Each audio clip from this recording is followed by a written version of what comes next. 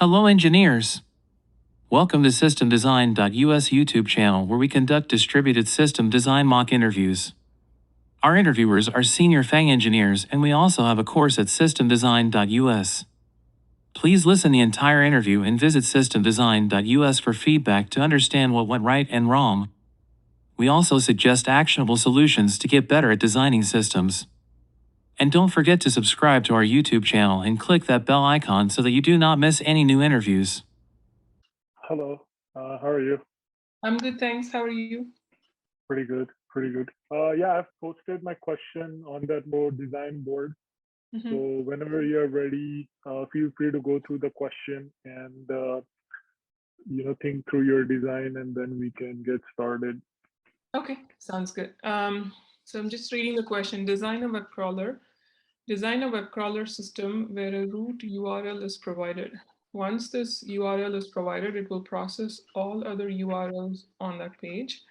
All the necessary components present in web crawler will run the same software version of the system. There are thousands of machines present to handle our web crawler system. Each machine should do equal amount of work.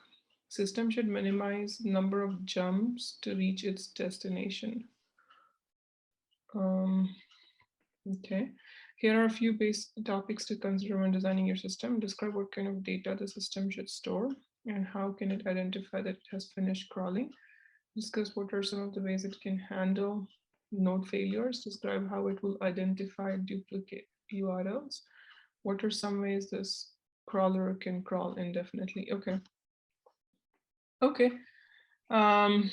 So basically, the input to the system is I'm given a single root URL, and you want the system to crawl all URLs reachable from that root URL, and maybe index it, or what exactly are we doing? Just storing a list of all the URLs reachable, or do we need to do more than that?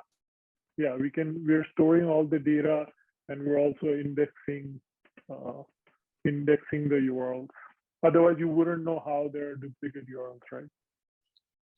Without indexing. Okay, sure. Or you would have to go through brute force. Okay, got it. Okay, so let me start writing some of the requirements, right? So mainly just take a root URL. I don't know how to make the, oops. I don't know how to make this, let me see. I don't know either, but maybe if you just start typing, it will reduce the font. Okay, maybe that's more reasonable. Okay, so the first thing is input a root URL. And before we go further, do you want to give me a little bit of a background on how much experience you have and what exactly what kind of position you're targeting? Sure. Yeah, I have like 14.5 years of experience. Like a little over 6 years in the distributed systems. Not large scale, but like a cluster of 3 distributed systems, for instance. I'm mainly targeting an L5 at Google at this point. L5 at Google? Okay.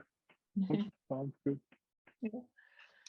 Okay, so requirements is input a root URL, compute, or basically identify all URLs reachable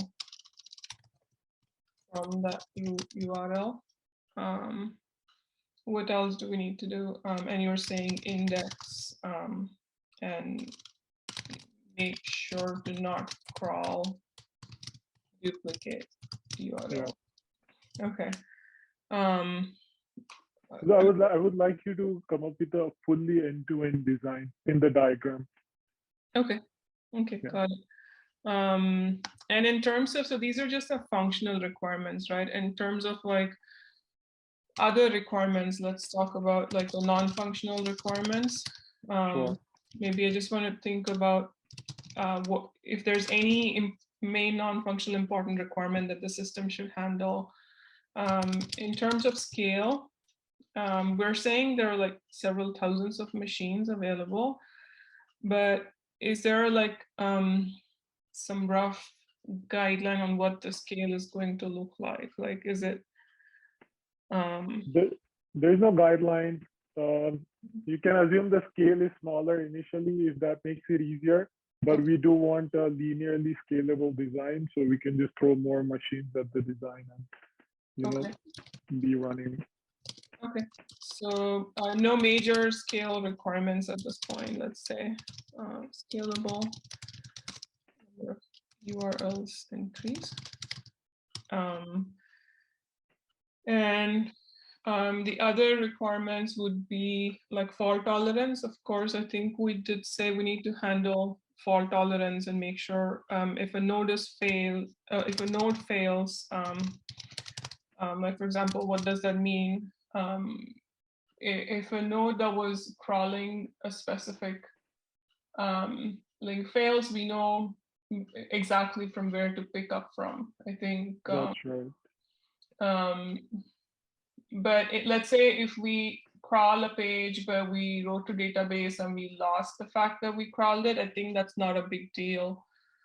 So I think we're okay to not have like strong consistency, but as long as we have an eventual consistency, that seems like a good enough trade-off for the system. At the worst cases, you might crawl the same websites a couple more times, I think. Sure, I think that's a reasonable assumption. Okay, so I'll say eventual consistency is okay. And I'm thinking what other non-functional requirements. So scale, fault tolerance, and we kind of spoke about consistency and concurrency. Yeah, we did mention we want to scale linearly. I think that goes with the scale. Yeah. Yeah, I don't know how to make the box wide. Yeah, do you want to expand that horizontally? Okay, got it. Yeah. Yeah, I think those are some of the availability is another one maybe. So how available should the system be? Like, I mean, at this point, there's not much interaction going on with the system, except that the system is working on its own. So like a 2.9, a 3.9 availability sounds reasonable, or? Yeah, I mean, to be honest, here's my question for you. Like, how would it change your design from 2.9s to 3.9s? Or any kind of availability? Will that change your design? I guess if a user is interacting with the system, I guess it would. But in this case, yeah, it's not clear to me how it would change the design. Right. So we can skip that. Okay, got it. Okay, so those seem like pretty much the requirements. So I think maybe I can get started at a high level. What I would do, I'll just talk about it a little bit, and then we can see maybe the other thing I want to consider is the amount of data we're talking about, and what data is the system really handling. So let me just put that in here.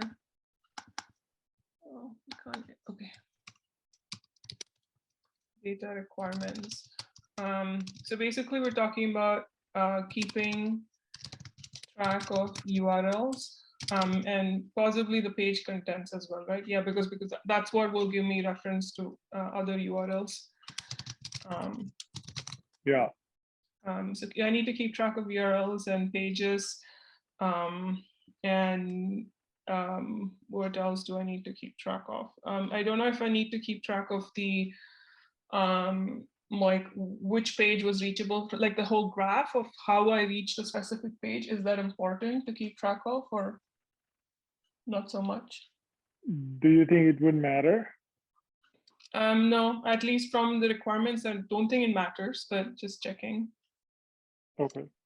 Yeah, we can assume it doesn't matter for now. Okay, not keeping track of source of reachability. So I guess So for some, just another question, if you had to keep track of this reachability, would that dramatically change your design? If you can quickly think about that. I think maybe I would need additional database tables to keep track of it. I think that would be the only thing that I would possibly like consider. How much data would that be? But then that's a totally different kind of data, right? It's like a graph data, right? Like it's a Right. relationship. Right. Like we can store it either in a graph database, or you could still use a SQL to store it in like a key and a value, where you say, okay, from this source you reach this other page, and then it's just a key value pair data. But if you want the whole path of, then you have to like traverse the graph using the key value pair. Makes sense. Okay, so that seems like the only data requirement I have then. So I'll move on to some block diagrams, or at a high level, like what the system will look like. So it seems like there needs to be a way for the user to provide an input for the root URL. And once the root URL is provided, it kind of needs to be persisted in some database. And then maybe there's another subsystem that's actually scanning this database for new URLs that are like identified, that needs to be further crawled. And that could be like a scheduler or a dispatcher. So it basically picks up all newly identified URLs from the table and then dispatches it to a bunch of crawlers, which actually go do the crawling job. And for crawling, I think there was one thing that it said that we want to make sure, I'm not sure exactly what it was, but it seems like we want to do breadth first search instead of depth first search. There was something in the requirement that kind of hinted at that. Let me just quickly check. System should minimize the number of jumps to reach its destination. So I'm guessing what we want to do is, given a page, we want to first do a breadth first search of every single URL that's reachable from that page, and then move ahead with the next level of URLs reachable from those pages, instead of going into one link too deep, instead of doing like a depth search. Makes sense.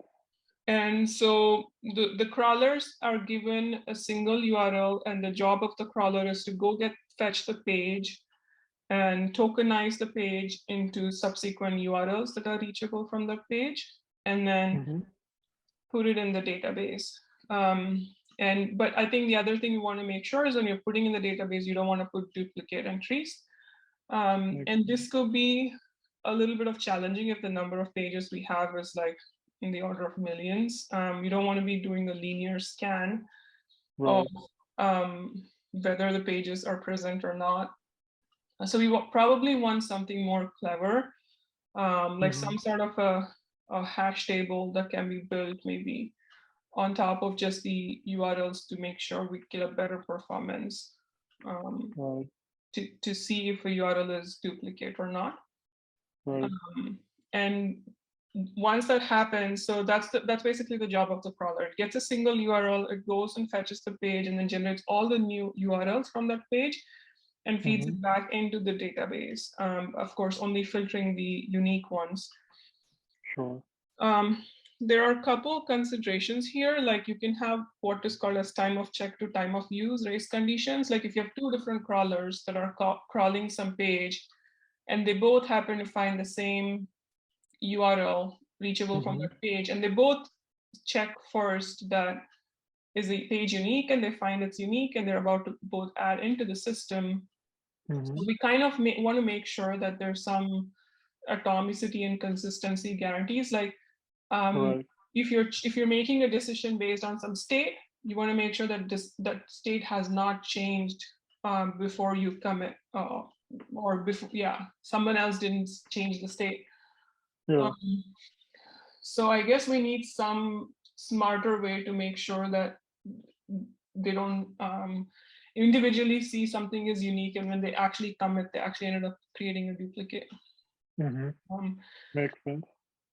So I guess that one way that we could do that is maybe all these crawlers can just take the identified URLs and put it in the queue. And then we have a worker that works off of the queue that kind of serializes writing to the database and make sure that you're serially checking if something is duplicate or not. And so I think that's probably what I would do. And if we want to further support some sort of search capability, we want to store the contents of the table also in some sort of a search database. Right. So that's probably the major components in the system. Maybe I can start drawing the diagram. Sounds good. Okay. So the first thing that I would have, let me see if I can come up with a name for this. So the basic job of this, it starts off the process by just getting, or let's say that it's when the process is started, it's given an input of the root URL. And I'll call this the web crawlers. Let me call this just a scheduler. Yeah. And it starts off with the root URL. And what it does basically is write it to a database.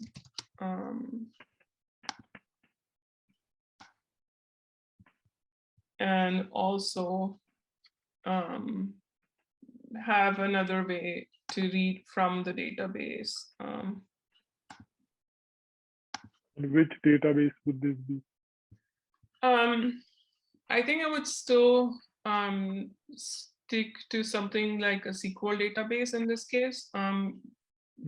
There isn't a strong need for relationships, but I think depending on the scale requirements, like how many reads and writes we have, if the number of writes is like in the order of like hundreds of writes per second, I think a SQL database would scale just fine. So I think depending on how the scale evolves, it might give me more points to decide on which database to use, but I would start with a SQL database. Okay, but then if you're expecting, if you were expecting the scale to go up, let's say to hundreds of millions, but then it becomes hard to switch the database later on, right? So why wouldn't just you go with a NoSQL database initially? Sure. Yeah, I think, if we definitely anticipate the scale to go really high, then I think, yeah, it's completely fine to do. And I think there's not much of a SQL-like requirement we have for this. Basically, we're just writing, except for, I think, some consistency guarantees. Right. We want to make sure that the NoSQL that we're choosing either provides the consistency guarantees that we need, or that we have a way to handle that in the software. Right, but then that slows it down, right? If you use the NoSQL database and then you go for consistency, not eventual consistency, then it degrades the performance, right? Yeah. So what I mean when I say consistency is like the example I was talking about, where you want a kind of atomicity, and you want let's say two transactions are going at the same time. They're adding entries, and you want one of them to fail. So you don't end up with duplicate entries in the table. So that's what I mean by consistency. So, or some sort of atomicity. I don't know if like Cassandra provides like good level of atomicity to fail transactions, but I know like SQL does. SQL does for sure. The problem with Cassandra is depending on the level of consistency you use, it can return the answer from a partial database. I mean, that's what would mean by eventual consistency, right? It doesn't check all the nodes. So in that case, your writes might be duplicate. Right. So maybe I think what we need in that case is to check the duplicates. We probably need a different cache that's more strongly consistent.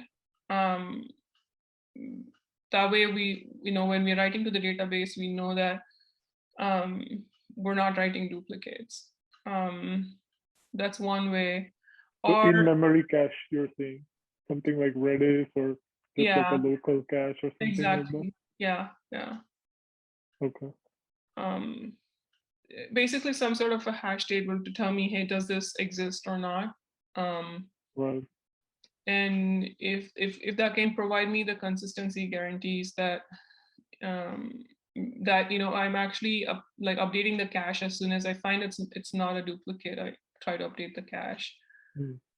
So that anyone else trying to do the same check sees that result also. And Okay. yeah, We can come back to this discussion if time permits, but please go ahead with the rest of the design. okay, got it. So the write goes to the database and the read comes back to the scheduler, and the job of the scheduler is to fan out the crawling to all the crawlers. So you have oops, can't copy it, okay. Just trying to draw at least another crawler to show there's more than one. So this scheduler is going to pick up the request and assign it to a crawler. So some of the things the scheduler needs to make sure at this point is, again, have probably another set of tables to keep track of, okay, or maybe update the same table. Let's say our table, maybe I can quickly write the table schema. And you have something like, oops, table schema. Let's say you have something like just an ID, and then you have the URL and perhaps like the status of crawling, and then a machine that's assigned machine. And the scheduler needs to keep track of, okay, when it assigns a URL to be crawled to a crawler, it knows that if the crawling fails, if the crawler fails, it can know that it needs to reassign it. And so every time it assigns to the crawler, it also is updating the table to say, okay, this URL was assigned to this machine. Right. And what these crawlers basically do is go off to the web to get the contents of the page. So I'll just call this as the web. And once they get the contents, there are a couple things that they're doing. They need to tokenize it. And I guess that job could perhaps be done by another system, because the result of the token data could also be fed into the search system if needed. So I would have another system that's responsible for tokenizing, tokenizer. And the crawlers are basically feeding the result of their crawling to the tokenizer. And what the tokenizer does is it tokenizes a given page. And I guess this could be in a queue instead of a direct communication. Let me change that. So maybe there's a queue that all the crawlers are writing their contents into. So the scheduler does the checking for duplicate URLs. Yes. Yeah. Okay. Yeah.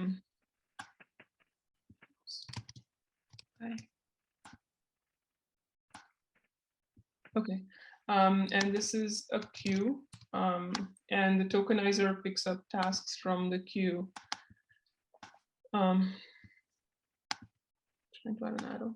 Yeah, the tokenizer picks up tasks from the queue and tokenizes each page and generates a set of URLs that should further be scanned. And those, I think, can go back to another queue, which the scheduler reads from and write to the database. And the scheduler reads from this. Sorry, I didn't get that part. Why does that need to be in a queue after the tokenizer? So the tokenizer says, okay, for this page, here are the 10 URLs that further need to be crawled, but then somebody needs to do the uniqueness check. Somebody needs to write it to the database.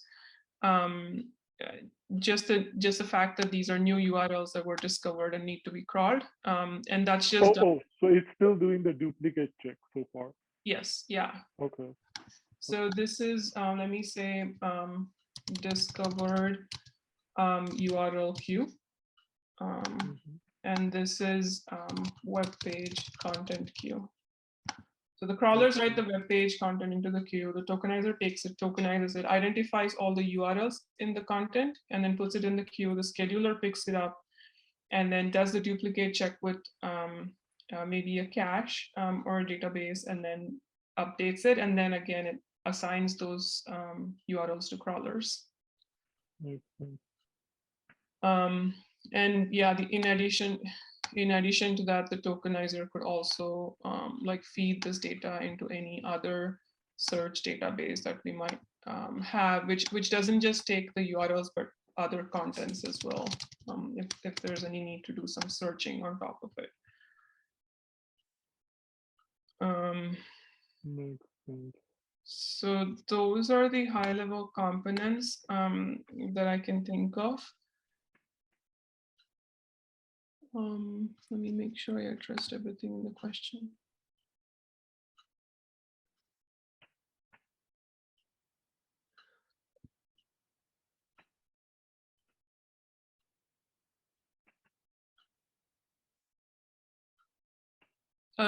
Yeah, I think this each machine should do equal amount of work. I think that's the job of the scheduler. Make sure it's assigning. It needs to have some sort of a health check of the crawlers to know which crawlers have the bandwidth to take more jobs, and it's making sure the assignment is consistent across them. But then you could have one really large page, right? In that case, one of the crawlers would be doing more than others. Yeah, I guess with this, if the fetching takes longer, I mean, yeah, if the page size is longer, if the fetching of the data takes longer, then, but each crawler is not automatically crawling all links within the page. So that way it's only responsible for crawling a single page and identifying the contents. So that way it's still a short loop that the crawlers go through for each input. And I guess because I'm assuming there's always a consistent stream of URLs to keep crawling. If one crawler is busy with a really large page, maybe the other crawlers could handle more than a couple of crawling in the same time. So they're all equally busy in some way. So the other thing that's kind of missing in this is, okay, when does the scheduler know whether a crawler is done or not? Right. So I guess when the crawlers are writing their web page content into the queue, I think it also needs to notify to the scheduler saying, hey, I'm done with this request. So maybe by request ID, it can say, hey, I'm done. So the scheduler can mark the status as tokenizing or something, and then remove the assigned machine and assign a new job to that crawler. Okay. And how would this communication between the scheduler and the crawler would happen? It could be through like a gRPC based communication, like they have a gRPC channel. I mean, assuming we have like 1,000 machines, thousands of crawlers running, I think scheduler should be able to scale to those many connections. But once we start running into like more than 50,000, maybe that's when we'll start hitting some limits and need a different approach. But for now, if we have thousands of machines, I guess the scheduler should be able to have like a gRPC connection where they have like a service that's defined to say, hey, here's your crawl request, and then it can, when it's done, it can have a response saying that it's done. And there could also be another service to do health checks too, which kind of periodically polls all the crawlers. But gRPC is not persistent, is it? No, it's not persistent. So yeah, if the connection fails, you need to start over. So we could have some sort of a handshake that says, hey, are you in the middle of a job? If so, they can handshake and say, hey, I'm still working on this ID. The crawler can say, I'm working on this ID from the past. But if the crawler completely, okay, so there are a couple of error cases here. So let's say the crawler got a request from scheduler, it finished crawling the contents and puts the web page content into the queue, but it fails before it responds to the scheduler. Now the scheduler doesn't really know, did the crawler finish the job or not yet? So in that case, the crawler might restart and come up and start getting assigned new URLs. And maybe the scheduler needs to have some sort of a timeout to say, okay, this job never finished and I never heard back from this crawler whether this job was finished. So it releases it and assigns the same job to another crawler. In which case, I guess another crawler might end up generating the exact same duplicate content, but I guess our duplicate detection will just make it a no op. Makes sense. Makes sense. Yeah, I think it's a good initial discussion. So do you want to identify cases where we might see bottlenecks? Sure. So let's see the crawlers when they start writing the contents to the queue. I don't know if a single tokenizer is sufficient to read off the content from the tokenizer and to tokenize all of them. So we might need to have multiple tokenizers. And even the scheduler, I think if at some point, if that becomes a bottleneck, we might have a way of scaling the scheduler also. But then that adds the extra challenge that we need to handle of how do we like atomically make sure something is unique. I think that's the challenge there. But then how would you make, even if there were multiple instances of the tokenizer, do you think that would alleviate the problem completely? Or I guess my real question is the tokenizer reading randomly from this content queue? No, I think it's like an event queue, so it's just pulling off the first event in the queue. So it's going in a FIFO mode. So well, I guess the other way to ask that question would be, are the crawlers using some kind of partitioning scheme to put the content in the content queue, or are they just going randomly? I see what you mean. Okay. Yeah, so I think, okay, so if you have a single event queue, then how do we model the tokenizer to pull different events from the queue, right? So if this is a Kafka like queue, I think Kafka provides partitioning. Let's say you have a single event topic, which is the web page content queue. Let's say that's the topic. You can set up that to have something like 100 partitions.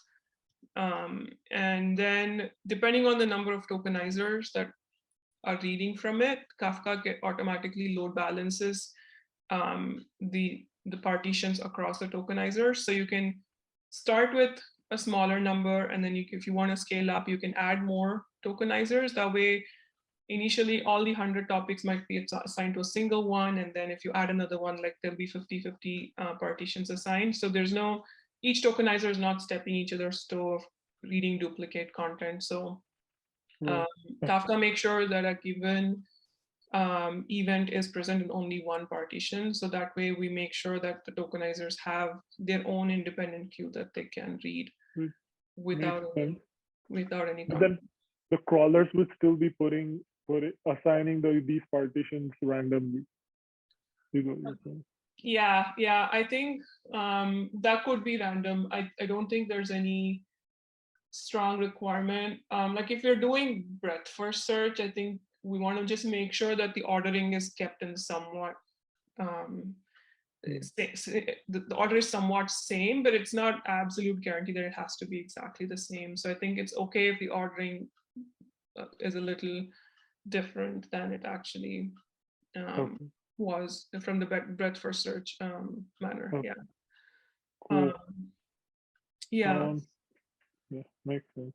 Go ahead. Yeah, I was just thinking, okay, what else does the tokenizer have to do?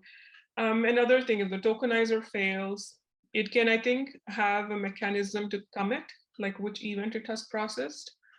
And I think you can have atomicity, especially if the discovered URL queue, if it's also Kafka, then when the tokenizer crashes, it comes up.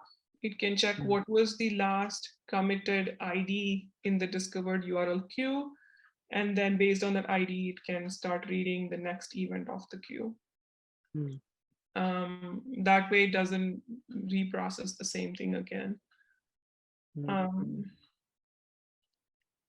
And that would handle like tokenizer failures. And for the scheduler itself, yeah, I guess that's the other tricky part. The main tricky part is identifying the duplicates. I guess, we could do something like I was talking earlier, if an in-memory cache would allow us to provide consistent lookups, that would be one option, but I'm not 100% certain if Redis has some feature like that.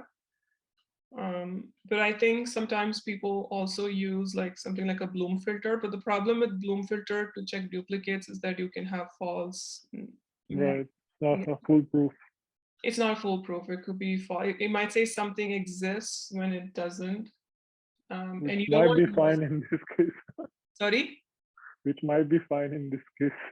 Oh, do you think it's fine? Because I thought you don't want to, let's say a web page was reachable, and if you get a false negative, you don't crawl it further. Is that okay for the system? Right. I mean, I guess it's not ideal. Okay. But maybe a good approximation. Okay. Maybe an approximation. I'm not sure if it's good or not. Okay, got it. Yeah, I mean, if that's okay, then I guess that would be fine. But yeah, I think even Bloom filters might be tricky with millions of pages or URLs. Like you need to make your Bloom filter is really good. Yeah. Makes sense. Yeah. All right. Cool. Yeah, I think that was a good discussion, I would say. Okay. Thank you for watching, and don't forget to visit systemdesign.us for more questions and solutions. Please subscribe to our YouTube channel and click that bell icon so that you do not miss any new updates.